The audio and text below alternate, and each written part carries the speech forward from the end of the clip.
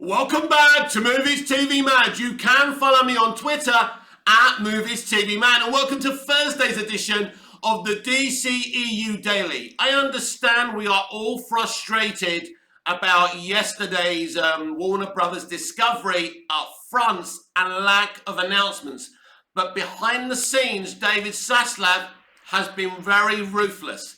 The things that we want, we're going to get eventually. We're going to have to be patient. Zaslav has been absolutely ruthless since coming in. He's put the CW up for sale. He's cancelled a multitude of CW shows. And a few months ago, it was rumoured that he cancelled Wonder Twins. Yesterday, it was confirmed. Here are the details. Wonder Twins movie reportedly cancelled due to budget. A new report says that the Wonder Twins movie was cancelled by WB over budgetary concerns, as it was deemed not worth the financial risk, by Paul Sherry of Screen Rant. Now this is interesting, because after I read that, I'm going to tell you why I agree with this decision. The planned live-action Wonder Twins movie was cancelled due to budgetary concerns. According to a new report, the Wonder Twins are a brother and sister duo named Zan and Jaina, who hail from the planet Exo and have the ability to shapeshift into just about anything. The duo first appeared in the DC All-New Super Friends Hour animated series before making their debut on the comic page. The Wonder Twins eventually travel to Earth, where they meet up with various DC superheroes and eventually become members of the Justice League. The Wonder Twins movie was announced back in February and was to be directed by Black Adam writer Adam Shitskill and made specifically to debut on HBO Max. Shortly after the announcement of the film being in development, Riverdale star KJ Apa and 1883's Isabel May were cast as the leads. However, 2 weeks later, the Wonder Twins movie was reportedly cancelled without explanation, putting a halt to the planned filming start date in July. The abrupt cancellation came on the heels of the recent WB Discovery merger, and now a new report sheds some more light on what happened. According to WSJ, the presiding factor for the cancellation of Wonder Twins movie had to do with the budgetary concerns. CEO of Warner Brothers Discovery, David Zaslav, has been reported by insiders as wanting to do a major overhaul on the DC slate of films, and this latest move appears to be part of that.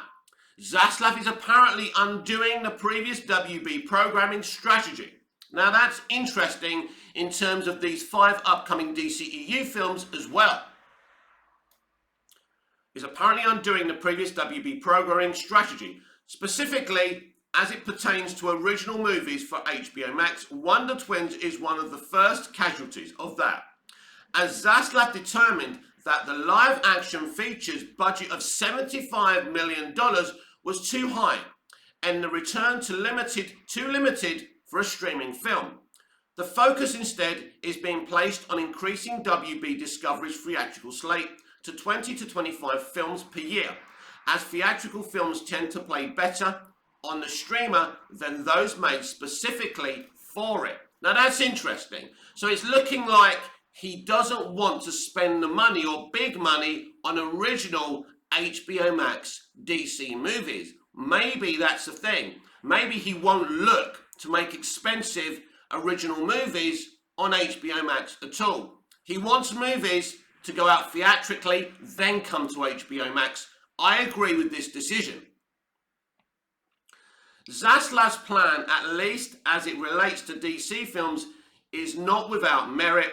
Matt Reeves' The Batman was released theatrically on March the 4th with a 45-day window, pulling in $768 million before dropping on HBO Max. However, the DC movie prior to that was James Gunn's The Suicide Squad, which released theatrically and on HBO Max day and date, which was a flop theatrically, pulling in just $167 million worldwide from a budget of $185 million. That's a disaster. The pandemic almost certainly had something to do with the return, but it left the question on whether or not the film would have performed better had it gone to theatres first before hitting HBO Max. Basically, let me explain the Suicide Squad situation. There was a surge of the COVID pandemic at that time, a form of the COVID pandemic.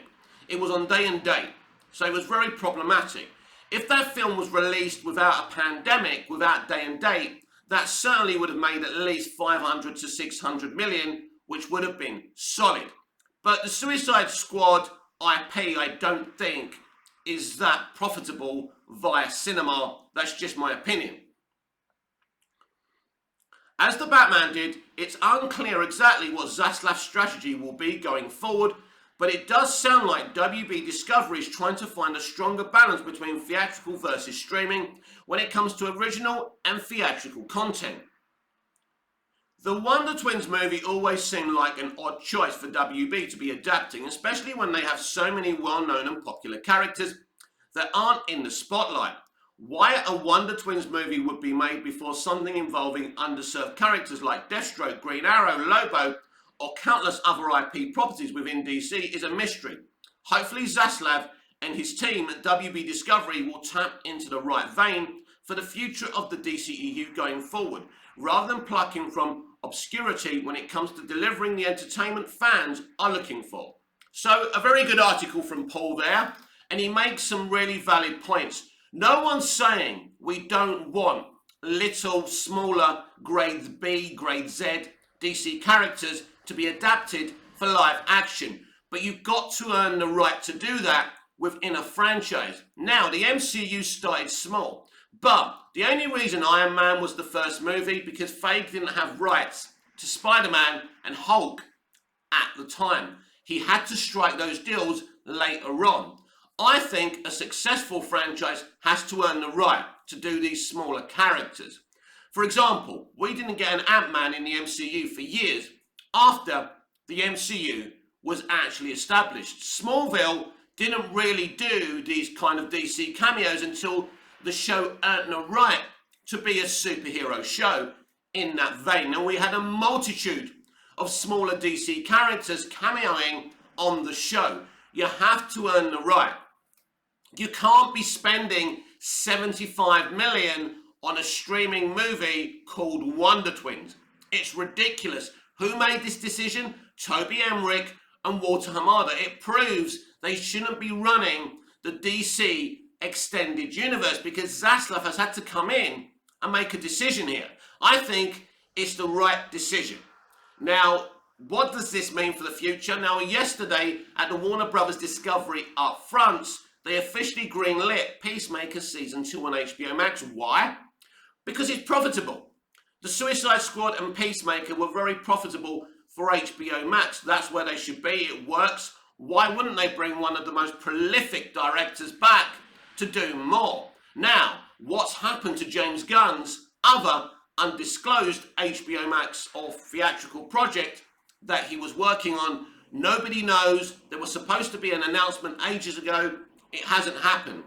Basically, Zaslav is making changes to Hamada's and Emmerich's plans. And it looks like if you're not going to be profitable, if you can't guarantee bank, you're not going to get the investment, and anything that's been greenlit, you know, in the past couple of years is under the same threat. For example, the Green Lantern Corps series supposed to be coming on HBO Max is a very expensive production. So that might be something that instead of being on HBO Max, he's going to say, right, cancel this show, start again, give me a Green Lantern movie. Again, I would agree with this decision. Also, there's other things that are going to be under threat. Things like the Black Canary movie, you know, different things that they've commissioned recently. I think we are going to be moving things on in theatrical rather than doing original DC movies, at the very least, on HBO Max. That takes me very smoothly over to Batgirl, which at the moment is supposed to be an HBO Max movie. I'm pretty sure that movie's heading to theatrical. I'm sure that movie cost about the same as Wonder Twins, and I think when Zaslav saw that, he would have said, you spent so much money on this, we have to release it theatrically to get our money back and hopefully make a profit. So we'll wait and see what happens there. So Zaslav is ruthless. Despite the frustrations from yesterday's upfronts, there are clearly big plans. I am not losing hope over the restoration of the Snyderverse. I think it still could happen. And definitely, I still see Superman getting his movie and Cavill hopefully coming back. So you shouldn't lose hope there. This is a very ruthless man in David Zaslav. And he's come into a clusterfuck, into a studio that's not making money. So he's making the right decisions to reverse the studio's fortunes. For me, there is definitely an issue with the 4 or 5 upcoming DCEU movies. Something suspicious is going on with a lack of promotional material for Shazam! Fury of the Gods and the next supposedly released DCEU movie, Black Adam. I still feel that these movies, could be delayed and some of them even cancelled. I'm not suggesting Black Adam will be cancelled. And we have another ongoing shit show going on, and it's Amber Heard in Aquaman and the Lost Kingdom. That's a film that we should be celebrating, being excited for, but Amber Heard's even smaller involvement in that film is going to cause that film to leak money. I believe Amber Heard will be removed eventually from the final cut of the Aquaman movie. But we have to ask the question, what happens to the character of Mira? Because if you do get rid of her, you have to go back and reshoot the movie. You have to give us another Mira. Mira is so important. And if we're talking about upscaling, female representation in film, Mira is absolutely important, even in her own movie, but especially in this Aquaman sequel. She can't just be reduced to 10 minutes. Sack this woman if possible. Bring someone in and do something here.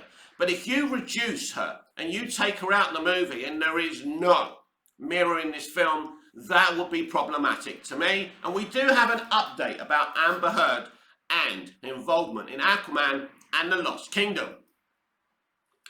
Amber Heard may be cut from Aquaman 2 after being released from contract. So this is interesting. So apparently now she's been released from her contract. Actress Amber Heard revealed during her defamation trial that she's unsure if her scenes as Mira will appear in Aquaman and the Lost Kingdom by Paul Shuri again of Screen Rant. Actress Amber Heard reveals that she is unsure if she'll appear in the final cut of Aquaman and the Lost Kingdom. Heard plays Mira in the Aquaman franchise, a role that began in Zack Snyder's Justice League, then continued into the solo film directed by James Wan. Her role in 2018's Aquaman was substantial, acting as co-lead with Jason Momoa, who portrays the titular character. Heard was brought back for the sequel, Aquaman and the Lost Kingdom, sharing images of her training and traditional red hair for the part on social media. Still, very little else has been seen of her in promotional videos and images for the film thus far. Currently, Heard is on trial for defamation with ex-husband Johnny Depp, which has been ongoing for the last month. Heard has addressed her role in Aquaman 2 multiple times in the trial, shedding more light on her involvement in the sequel. Today, Heard revealed more details about her return to Aquaman and the Lost Kingdom via CBS News, saying that she was initially released from her contract before filming. They released me from my contract and I fought to stay in it, and they kept me in it. I just don't know how much I'm in, actually, of the final cut. Later, Heard expanded on her involvement with the sequel, saying that she's unsure if she'll even be in the sequel at all, saying, I don't know if I will even be in the final cut or how much I will be.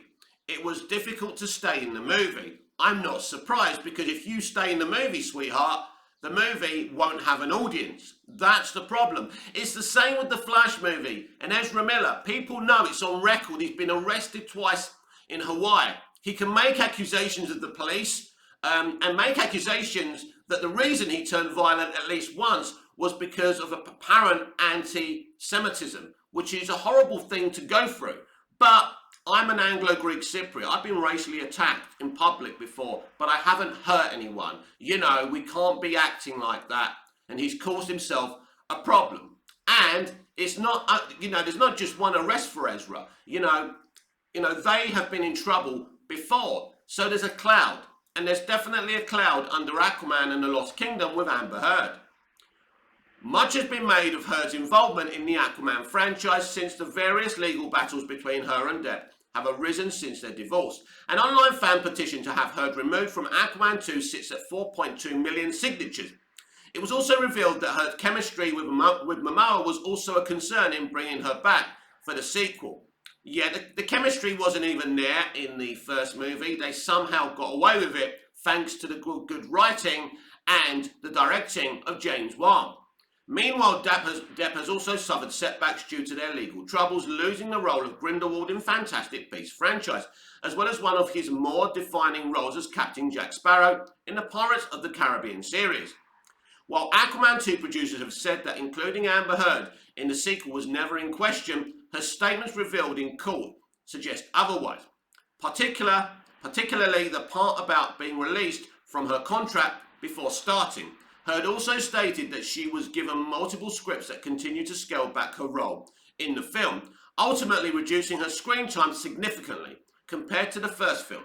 As the trial continues, which is being live streamed, it is unclear how much of it will affect Heard or Depp's careers once it's completed. Still, it will be interesting to see how it plays out for Mira's appearance in Aquaman 2 and any sequels that may follow. Currently, Aquaman and the Lost Kingdom is slated for release on March the 17th, 2023. Yeah, currently. But what's going to happen, right? They have to make a decision here. Zaslav has already been very, very ruthless. It's clear they wanted to get rid of her from the film even before they shot anything off her. It's clear that she obviously threatened to go to the press and make them look bad. That's why they had no choice but to include her. But now they have a movie that's not going to make any money unless they remove her from it. She will be removed from it because their bottom line is all that matters here. They're an entertainment company, but they're a business as well. She has to go, and I have no idea what they're planning for the Flash movie and Ezra Miller. It wouldn't surprise me if Ezra has already been removed as well. Right, we move from the DCEU to the DC Arrowverse and the Flash with an interview with Flash boss Eric Wallace. The Flash boss Barry's search for Iris raises some big questions, but will it lead to Happily Ever After by Matt Webb-Mitovich from TVLine.com. It's not easy being Iris West Allen. Oh, boo-hoo. Central City's intrepid journalist played by Candice Patton spent much of The Flash Season 6 trapped in a mirrorverse in Season 7. She got infected with a mysterious time sickness. She spent the early part of Season 8 worrying that hubby Barry was fated to facilitate, Armageddon. And ever since then, her aforementioned time sickness has caused her to unwittingly make objects and sometimes people disappear. Worse yet, at the close of the CW series May 11th episode, Iris herself once again vanished, leaving a citizen staffer stymied by the boss lady's suddenly empty office. With Dion aka the Steel Force similarly out of commission, what sort of obstacles stand before Barry as he and Team Flash struggle to locate Iris? Once Barry gets wind of his wife's vanishing in this Wednesday's episode, there are 3 essential questions on his mind. Showrunner Eric Wallace, who also directed the hour, tells TV Line on where is Iris within the Steel Force. She's obviously bopping around there like Tanya's mother, Rennie Wezzo, so we have to answer that. Question number 2 is, why is this happening? Followed by, where did this time sickness come from and who gave it to her? For what reason, says Wallace. That is why, even though we are in the middle of our interlude episodes between graphic novel 2 and 3, this episode really is a prelude to the final graphic novel of the season and the Season 8 finale. The light at the end of this latest dark tunnel for West Allen fans, of course, Barry and Iris will come back together, Wallace assures. But how? And who will they be when they get back together? But here's the great news. The EP adds, as you know very well, I believe in happy endings. So I can tell people right now, this time when they get together, they will be together for the foreseeable future, living happily ever after and all those good things. Yeah, I'm sure all Flash fans are very happy that they're going to be happily ever after. We want nothing more than Barry and Iris to be together, right? As the director of Barry's imminent journey to find Iris, during which the speedster at one point seeks an assist from daughter Nora Jessica Parker Kennedy, Wallace says the biggest challenge was visualizing the look of the still force in a way that the audience hadn't seen before.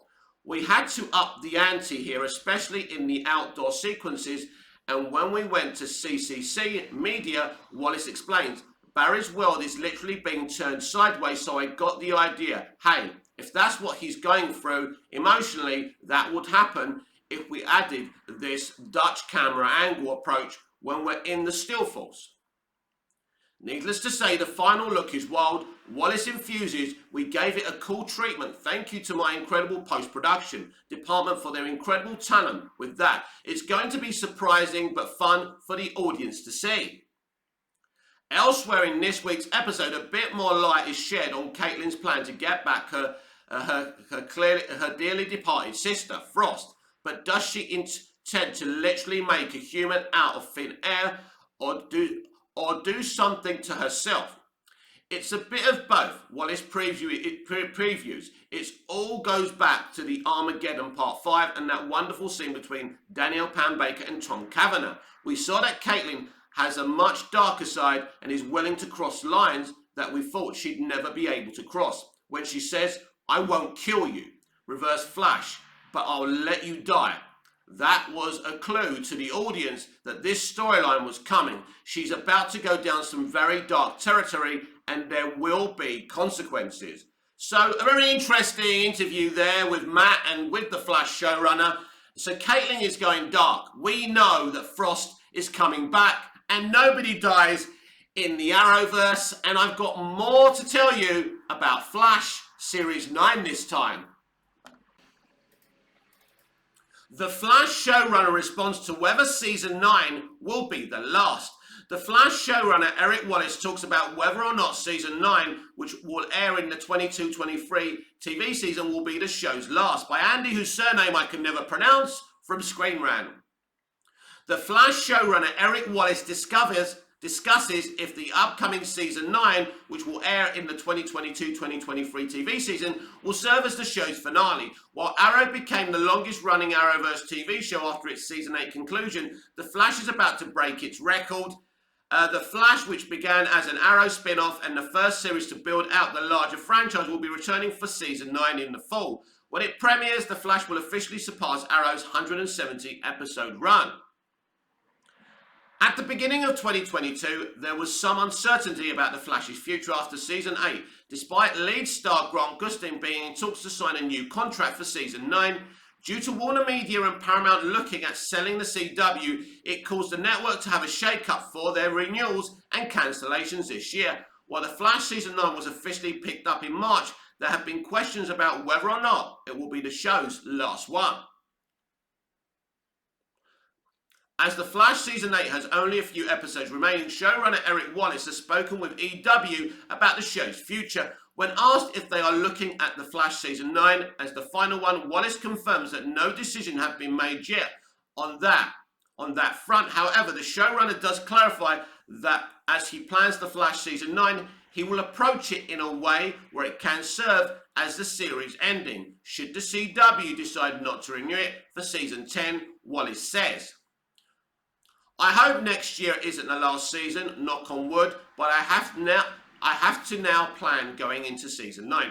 I mean, I have to plan it that way just in case. I don't want to get caught unawares. I don't want the audience to get caught with a cliffhanger that doesn't get resolved, aka Legends of Tomorrow and Batgirl, or anything like that.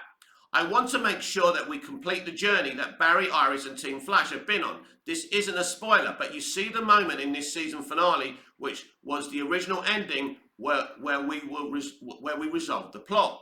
we've defeated the big bad and all that stuff. That was going to be the end of the season. Then when we got the pickup, thank goodness, you'll see something that we set up for next year in a very fun and delightful way that both resolves the shenanigans in the Steel Force, which are going to get wilder. This is our biggest, craziest season finale ever.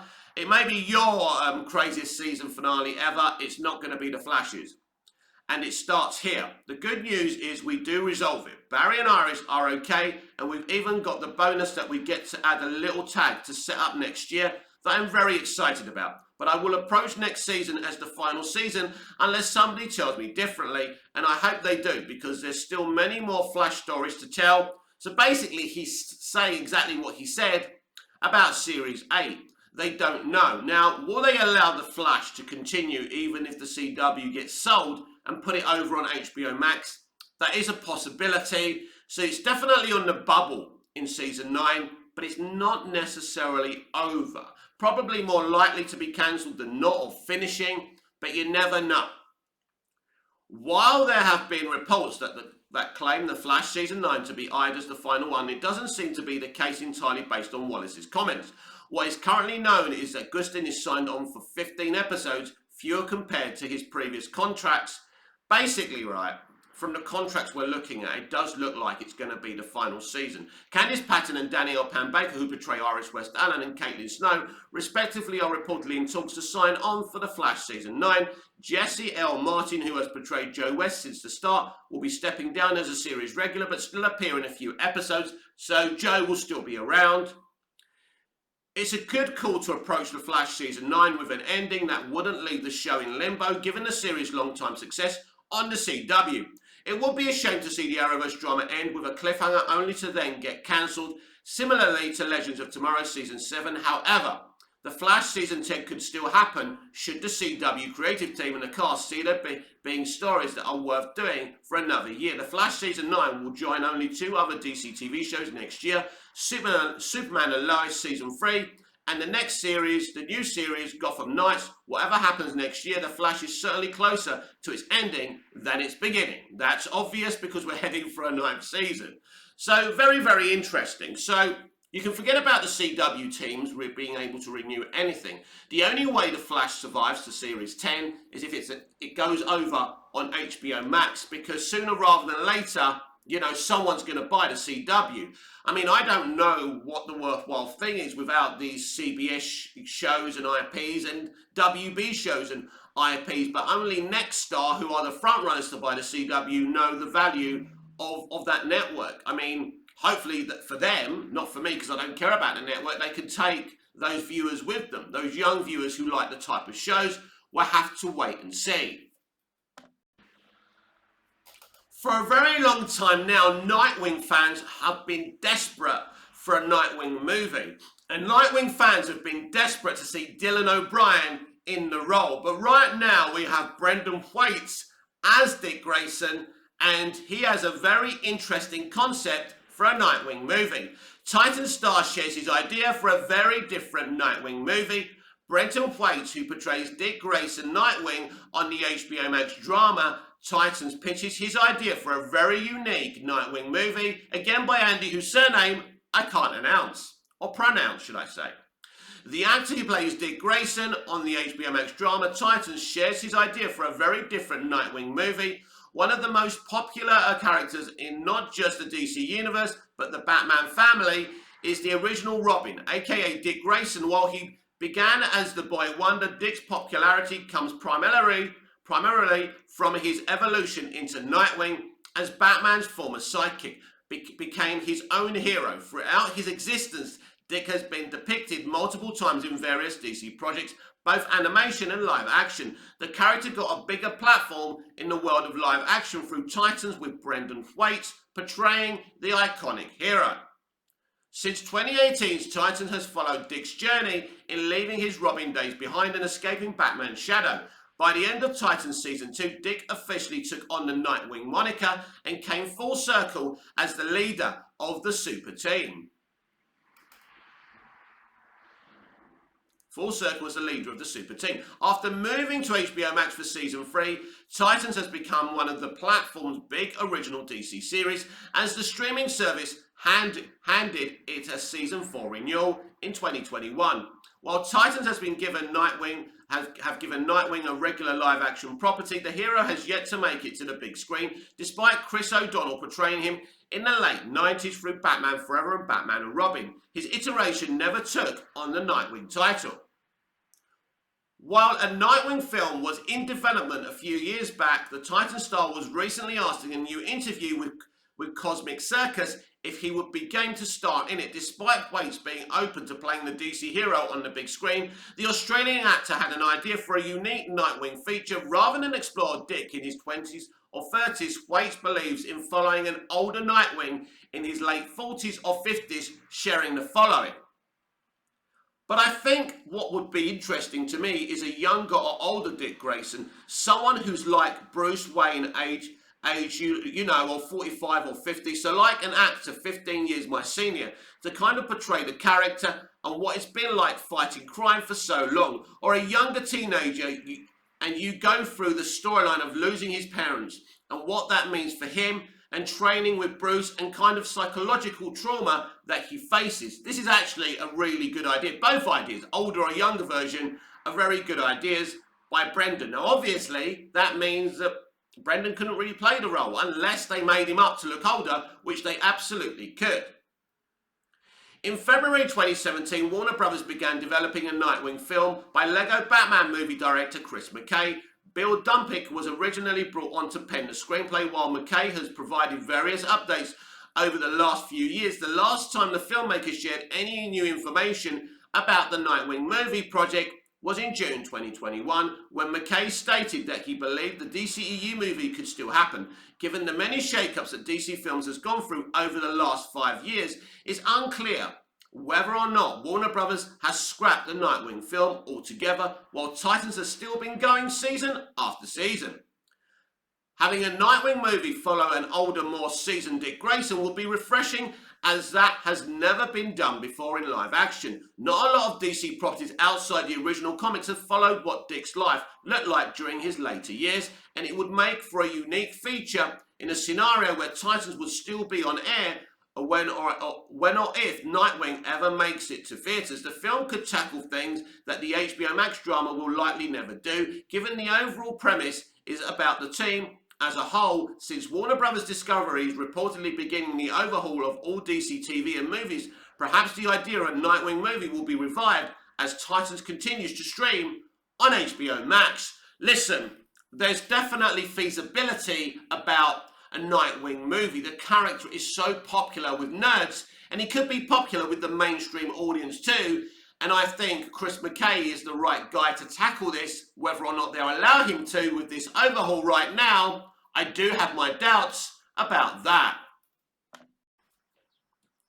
And finally today, I want to assure all Snyderverse fans, all DC live action fans, that David Zaslav has big plans. Now yesterday, I was as underwhelmed by Warner Brothers Discovery's upfronts like you were. But there's a reason for the lack of announcements. Zaslav has only just been weeks into the job. He's got a lot of negotiations to make with very important creatives and actors. It's not the time for the announcements yet, but we will get them. And the upfronts was never a place I felt we were going to get these big announcements anyway. But I'm glad I did cover, the event for you all, with you all. I thought we had a good time with many discussions. So I don't want you to be downbeat. There are big changes coming to DC live action. Nothing in the DCEU right now is secure. He will make the right decisions for the platform. But going forward, right now, I think the only things going forward